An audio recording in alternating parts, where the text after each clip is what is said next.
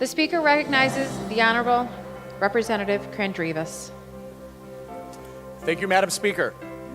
I had planned on not giving a farewell speech. This tradition of the House, although quaint and well-intentioned, does not seem to serve an era of term-limited representatives, with roughly one-third of House membership leaving the office each cycle. Nonetheless, I was persuaded by the most eloquent of arguments. Upon commenting that I may skip my farewell speech, my wife looked at me and said, "You had better do a speech." So here I am.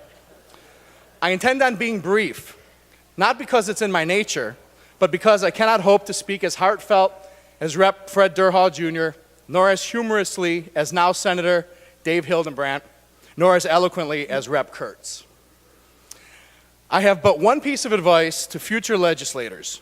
Learn a bit about the gentleman depicted in the 4 paintings at the head of this chamber.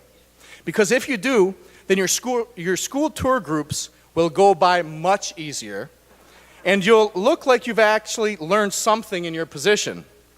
If you can point out Hazen Pingree's fabulous facial hair and remind the students that, should they ever take in a baseball game in Detroit, that they will see a larger-than-life statue of the same Mayor Pingree in Grand Circus Park, steps from Comerica Park, they may actually remember something about their trip. And if you can understand a bit about Lewis Cass's life, then perhaps you will stop using the pejorative term Michigander in reference to residents of our great state. I cannot hope to adequately thank all the many people who have helped me over these last 6 years. So please do not take offense if I don't mention you by name. I must recognize the love and support of my parents, the Honorable James and Mrs. Pat Kandrevas, without whom I would not be. They were the inspiration and support for me to make a run for state representative, and for this alone I can never repay them. 6 years is a short time, but a lot can happen in that span. Upon entering the House, I was a proud member of the Democratic Bachelor's Caucus, along with then Rep. Ed Clemente and Rep. John Swatowski. I leave this chamber not only having married the best thing to ever happen in my life, my wife Altania, but also expecting our first child this upcoming February.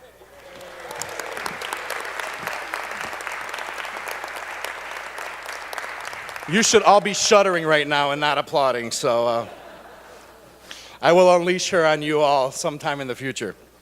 A special recognition to the downriver reps, past and current, who make this job much more interesting.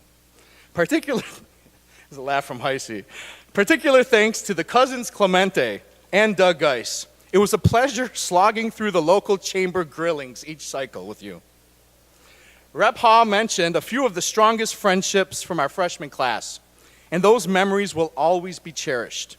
The truth is, though, that I'm grateful to the hundreds of individuals, both inside this chamber and outside these walls, whether ally or adversary, for the remarkable level of professionalism shown to me on such a wide array of issues.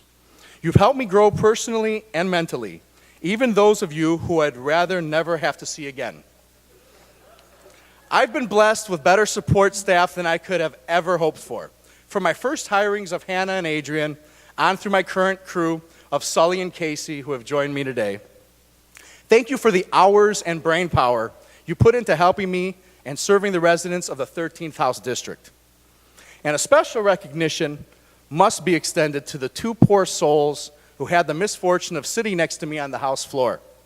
Rep. Dan Scripps and Rep. Sean McCann have had to deal with my foul-tempered tirades in both the English and Greek languages, my constant discussions on the things that annoy me, my criticism of whatever food product they were eating on that day, and my reasoning for why the votes they were casting would hurt their careers. They are both true gentlemen and have been wonderful neighbors. And McCann came back for a second term next to me, so I guess maybe it wasn't so terrible. And with that, to all of you, I say thank you to all, and forever go blue.